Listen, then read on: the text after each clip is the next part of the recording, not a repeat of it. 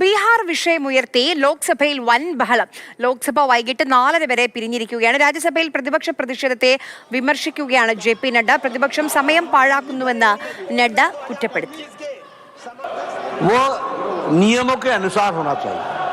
अभी leader of the opposition उन्होंने point of order का विषय उठाया और पॉइंट ऑफ ऑर्डर के विषय में उन्होंने कोई चर्चा नहीं की. चर्चा उन्होंने SIR के बारे में शुरू कर दी और एक पॉलिटिकल स्टेटमेंट लेकर के आए. मैं निवेदन करूंगा कि वह हाउस के प्रोसीडिंग से एक्सपंज किया जाए. അർജുൻ പീതാംബരൻ ഡൽഹിയിൽ നിന്ന് വിവരങ്ങളുമായി നമുക്കിപ്പം ചേരുന്നുണ്ട്. അർജുൻ, കേന്ദ്ര സർക്കാരിന് അല്ലെങ്കിൽ ഭരണപക്ഷത്തിന് സമയം പാഴാക്കുന്നു എന്ന് പറയാൻ പറ്റുമോ? കാരണം ഇന്നലെയൊക്കെ ഇപ്പോൾ പ്രതിപക്ഷം ഇല്ലാതിരുന്ന സമയത്ത് പോലും നിർണായകമായ ബില്ലുകളൊക്കെ കൊണ്ടുവന്നിരുന്നല്ലോ. ഈ പ്രതിപക്ഷം ഇല്ലാതെ പോലും ബില്ലുകൾ പാസ്സാക്കുന്ന നടപടികളുമായി മുന്നോട്ട് പോകുമെന്നുള്ളൊരു നിലപാട് തന്നെയാണ് കേന്ദ്ര സർക്കാരിനെല്ലാം തന്നെ ഇപ്പോഴും ഉള്ളത്.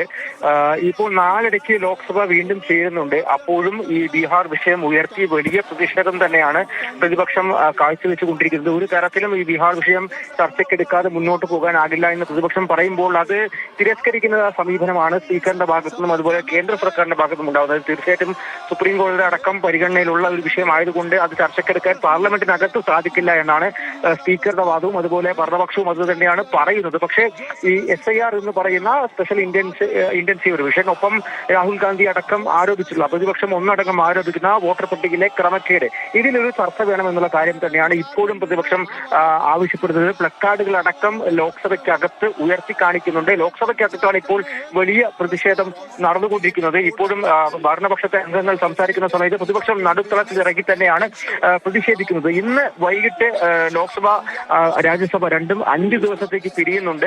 പിന്നീട് 18-ന് ഈ സ്വാതന്ത്ര്യദിന ആഘോഷങ്ങൾക്ക് ശേഷമായിരിക്കും ചേരുക.